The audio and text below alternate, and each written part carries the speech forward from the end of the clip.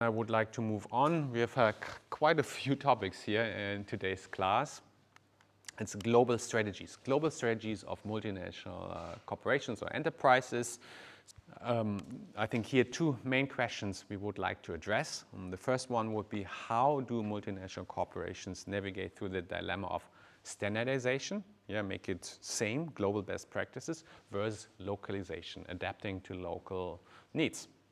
And the second question then here is, how can then multinational corporation manage the challenges of internationalization and compete on an international and global scale? Because these global companies, they not only compete in one country, they compete across multiple markets, and how they can also respond in a concerted or also in an individualized way. So that's the key dilemma when we talk about global strategy. It's standardization on the one hand and localization on the other hand. And they can be also very competing forces. So the idea of global standardization would be the strategy, the values, the products, all same. We have one world best practices, and we can utilize them and transfer them or combine them, and then roll them out in different countries. One size fits all. The huge advantage is cost savings, because we develop one only product, one only business service practices, and we don't need to modify them much. Then we can create economies of scale, so more units of a product or of a service, and then when you produce more, the cheaper it gets.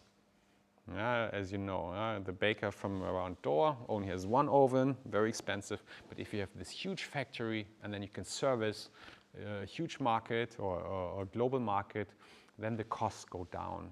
So that's a huge advantage. On the other hand, we have high degree of localization. We talked about culture last week. So meaning we have people have different values, different priorities, different preferences, and you may need to adjust. You need to adjust to local needs, because if you don't, you can't sell your services, your products. No one would buy it. So very simple examples you can think of in terms of food. We all like to eat. Local needs, local preferences. And in some industries, some products, some services, we have very huge differences. That could be culturally, but it could be also because of legal environment, frameworks, because it's against the law. People are not supposed, here in Germany, it's not a law, but it's more negotiated by companies. That was the case for some companies, Volkswagen. It was extremely difficult for Volkswagen to introduce also home office and mobile work, because they thought first they want to protect employees. When not in the office, they should not work, because you need to protect them.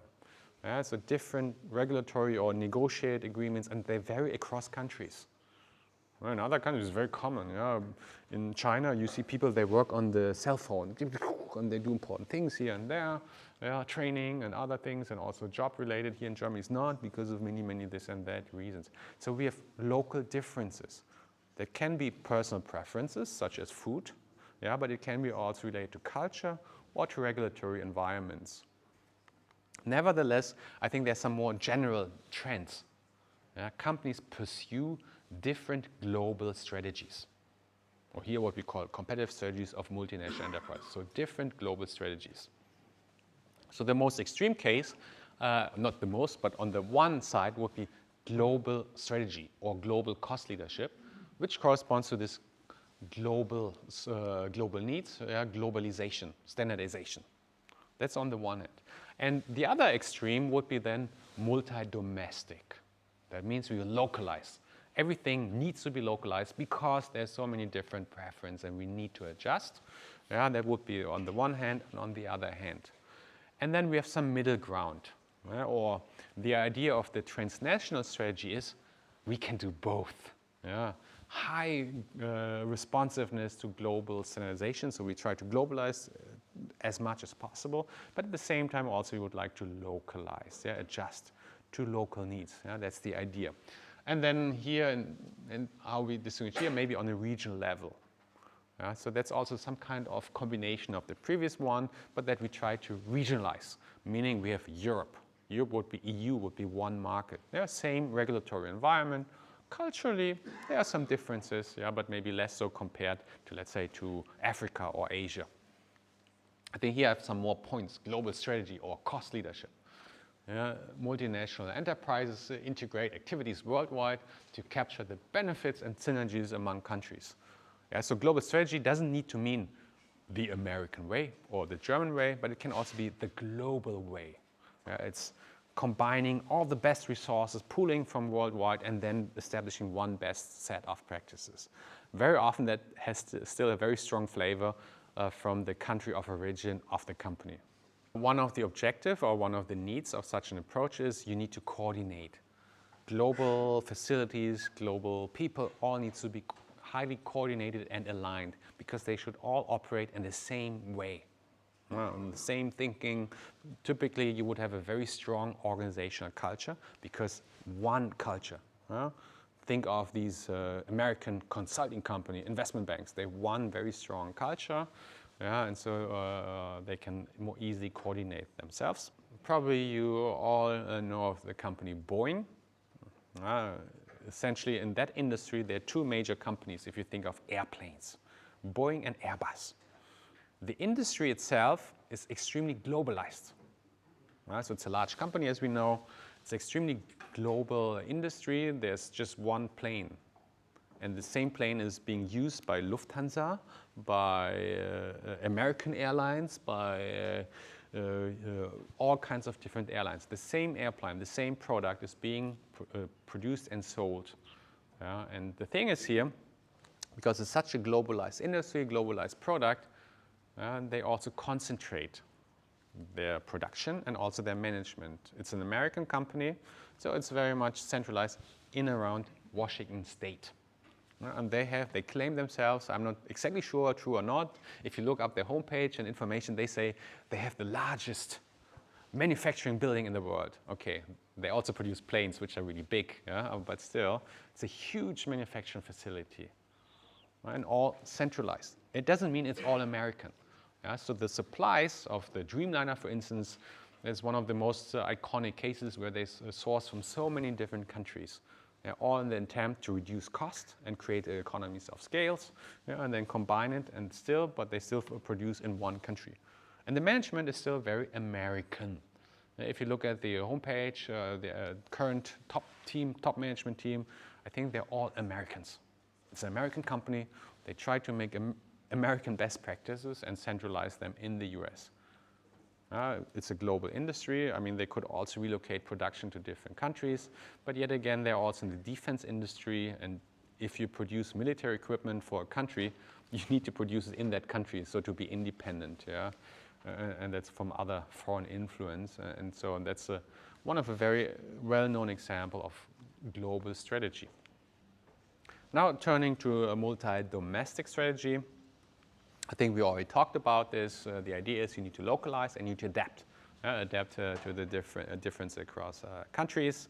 The idea is people are different, they have different preferences, and then the typical slogan here it would be think local, act local. Sometimes you think global, act local. That would be rather maybe for transnational, but for multi-domestic would be really the high degree of localization. To give you one example, Nestle, so many of you know, Nestle is a Swiss company, one of the largest food companies, or one of the largest companies in general. It has all kinds of different products. It's almost impossible to count all of them, hundreds, thousands of different products, and it's highly localized. Some of the products, maybe they have some kind of a worldwide appeal. For me, when I looked up the internet, for me this would be the very typical German products. Frozen pizza. When I was a student, I don't know about you, but I go to Rewe supermarket and there's maybe the different types of frozen pizza is from this side to this side of this room, right? So many different brands, and my flatmate back then, almost every evening he had one frozen pizza and a beer. It's not a lifestyle I recommend, but maybe not so alien or strange to you. Maggi. Maggi probably you've also used for cooking, for sauces and so forth. I don't think these products sell so well in other countries. In Korea, we don't eat frozen pizza. We don't eat much pizza to begin with, but frozen would be the last thing we could imagine, at least when I think about there. So highly localized. We have another offering here. This is, what is it? Yinlu. It's Chinese. And Nestle, because they localize. So they also buy many different brands overseas. And then you will see all kinds of spicy tofu, some porridge, so different products we don't consume so often here in Germany. It's localized, different products. Food industry, clothing industry, and so forth, typically they require quite a substantial degree of localization. I also remember when I was a student, we worked with Nestle in Singapore, and Nestle had the great idea, let's sell, I think, potatoes, some kind of potato product in Singapore, and we were like, really? And anyway, so we tried, and it didn't sell well. But it was well intended from the Swiss manager in Singapore. But then we had some focus groups and so forth, and they decided, no, we don't launch the potato food, you can add something in, because local differences, and that's important. Also if we look at the management, staffing and so forth, localization requires also localization of staff. So Nestle in Singapore was mostly Singaporean. I mean, they did have a Swiss head, but other than that was local. In other countries, highly localized management, because local know best. And that's the idea, and they can also manage local people, so it's highly localized, not only products, but also localized management. If you go up the hierarchy, if you have such a highly diversified global company, that also is then very typically reflected in the top management team. Take the example Boeing, highly globalized company. It's based in America with a very strong American flavor. It's an American top management team. Nestle operates in many different countries, has local strong leadership, and if they try to manage the whole operation, that ends up in a highly diversified top management team. So meaning they have top managers from the key markets, from Europe, from America, from Asia. And then if you look at the top management team, then you will also see they combine, and the top people from, let's say, from China, they will be relocated to Switzerland and maybe back. So that there's still some kind of coordination, and that they have a say whenever they make major decisions, but at the same time, highly decentralized. Then coming to the last, not the last, but the next one, transnational strategy. Here, very challenging, because you try to respond to both global and also local needs. There's also many companies that try, and it also depends on the industry, and also maybe diversified companies and so forth. And trying to combine both. It's very challenging, yet companies are doing it, pursuing it. ABB, Siemens, some other companies, they're following this kind of strategy. Sometimes successful and sometimes not that successful. We will also talk about how they structure themselves, and try an effort to pursue this transnational strategy. The next one, the regional strategy, which is also being to some form being pursued by some companies. That's the idea to combine some of transnational strategy, but use it more as at a regional level. And we have certain trading blocks. European Union. We have many countries in the European Union, and then we have same regulatory environment, and that you would have maybe one block in terms of products, services, and organization at the region level. And then maybe in Asia, you have again, maybe you base it in Singapore, Hong Kong, or maybe in Shanghai, where you try to run it in the same way, because the assumptions are also the local needs are somewhat similar in that region, that can be managed together.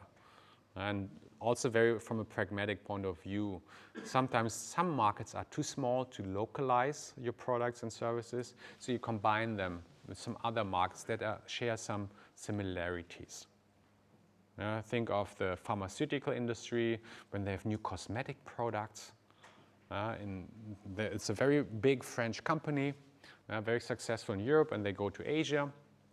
But then they realize, oh yeah, Korea is a nice market, Japan, China, but we can't tailor all the products and services to each of the markets. So maybe we will have a center, maybe in Shanghai, R&D center, maybe regional headquarters, and then we operate from there and offer somewhat similar products and also rotate our top team on that regional level.